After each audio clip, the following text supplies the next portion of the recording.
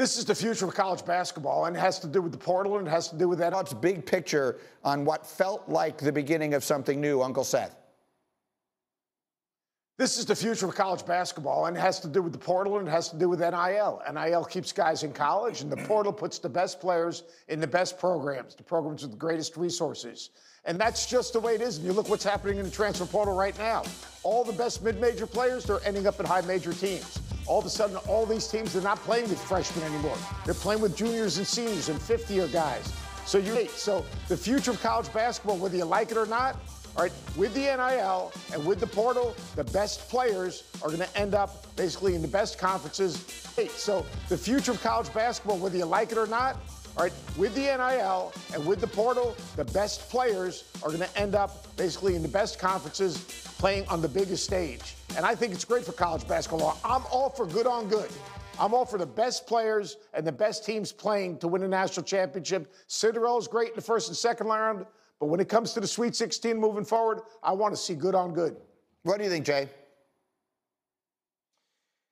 Greeny, so 14 teams in the tournament, 7 teams in the Sweet 16, 4 teams in the Elite Eight, 50% in the Elite Eight, 2 teams in the Final Four, and then you get crowned national champion. Those basketball coaches piggyback off the schools raising for football and build dynasties. Look at what we're seeing with Nate Oates. Look what we're seeing with Florida. Obviously, Florida won back-to-back championships back in the day with Joakim Noah.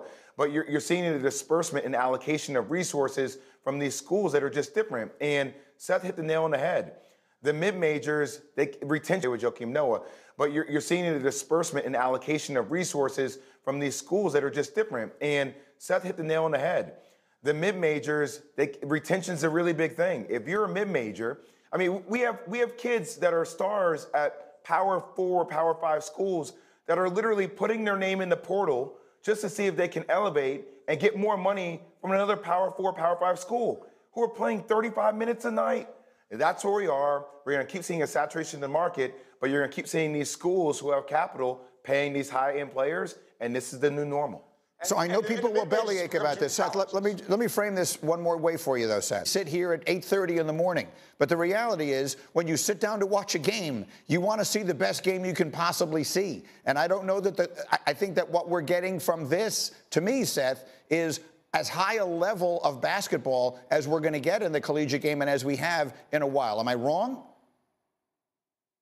No, you're correctly right. And more importantly, Greeny, let's stop fooling ourselves. College basketball is no longer an amateur sport. College basketball is a professional sport. Guys are making millions. I'm not saying hundreds of thousands, millions of dollars. These kids that are going into the portal, the market has totally changed. When the portal first opened 3 years ago, a good portal budget was maybe $1 million. Right now, we're talking about $8 to $10 million. This is professional sports right now.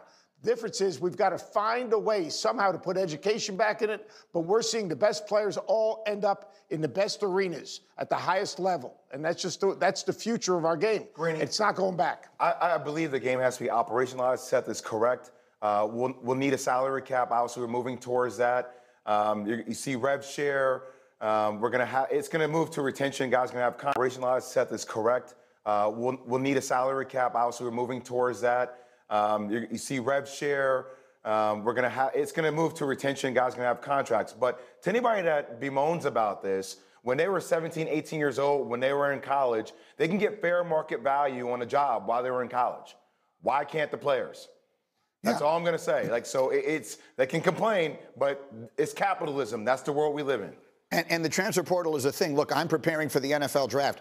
At least half the players that I have prepared for have transferred. The days where they just came from one school and that was it. So this is happening in all of the big sports and all of the sports all the way around. That's the way it's going to be. Guys, sit tight. We'll have more on this as we go. But let's go to the actual professional basketball. The NBA is our next stop with the big man, Big Perk, and Bobby Marks. And let's play a game of Contender Kryptonite. Guys, Big Perk, Lakers looked ridiculously good on Sunday against OKC. So what is their kryptonite? What is the Achilles heel of the LA Lakers? Well, the Achilles heel of Green is like my weight. Their defense is up and down, right? And when you think about the Lakers, yes, they're going to be able to get a shot up and down every time down the floor because they have the playmakers in Luka, LeBron, and Austin Reeves. But defensively, they have been up and down since Luke has put on the Laker uniform. That is going to be their kryptonite. Bobby, how about Denver? What's their kryptonite? Greeny, 22nd in defensive efficiency since the All-Star break, 11 and 13. They're 4th right now in the West. They could be 8th by next week. The Nuggets could easily wind up in the play-in. Windy made that point too. Perk, how about the Warriors? What's Golden State's kryptonite? Well, look, Greeny, I trust Jimmy Butler, I trust Steph Curry, I trust Draymond Green. Now, when the lights are bright, when it comes postseason, I'm looking at the others. Moses Moody, Podziemski, Jonathan Kuminga. Are they going to be able to produce in the postseason like we've been seeing them produce in the second part of the season?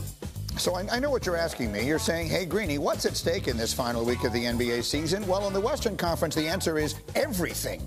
Look at these West standings. The Lakers are right now fairly secure in that 3 spot. There are 5 teams that have the same number of losses, 4 teams that have the exact same record. Golden State's in that 4-way tie between 5 and 8. As Bobby mentioned, the Nuggets, they have the same number of losses as all those teams. They could easily wind up in the play-in.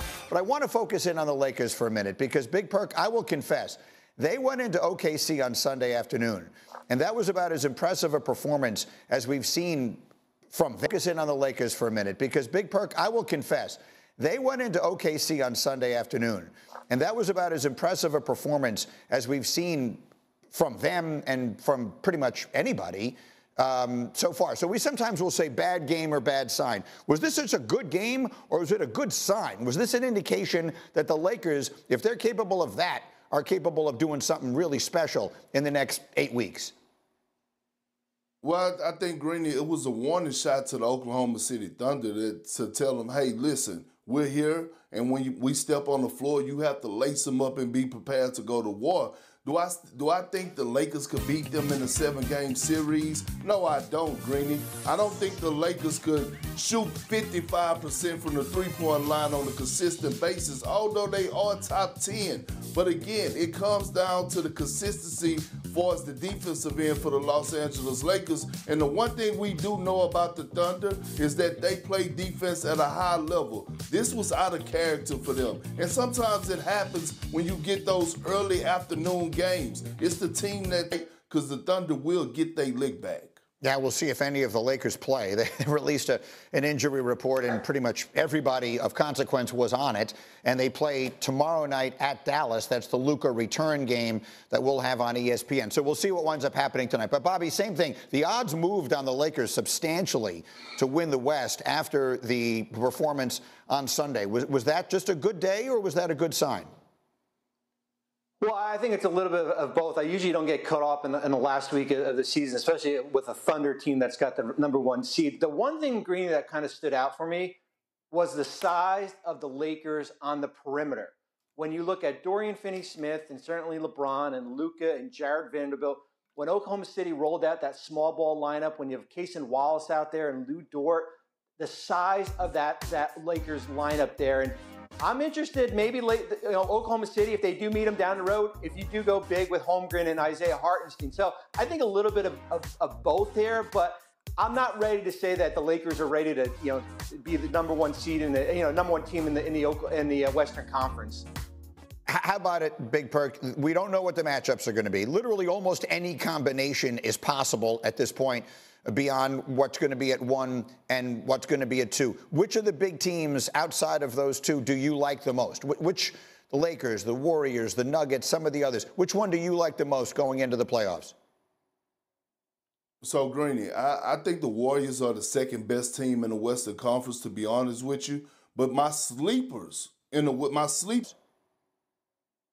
So, Greeny, I think the Warriors are the second best team in the Western Conference, to be honest with you. But my sleeper in the Western Conference is the Los Angeles Clippers. Yeah. Kawhi Leonard just won a Western Conference Player of the Week.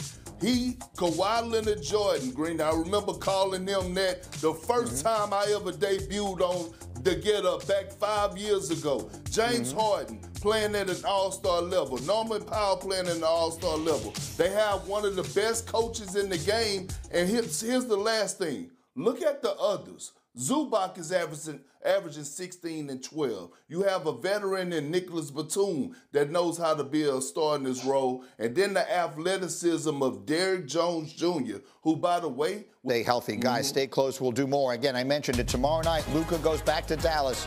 You will see it here on ESPN, 7:30 Eastern. Then we got Jokic and the Nuggets going to Sacramento. Coverage starts with NBA Countdown at 7 Eastern. Coming up, are we experiencing a running back renaissance? Is the next Saquon sitting in this draft? Could backs be about to go super high? And is that the right call? You'll hear it next. It's Get Up on ESPN.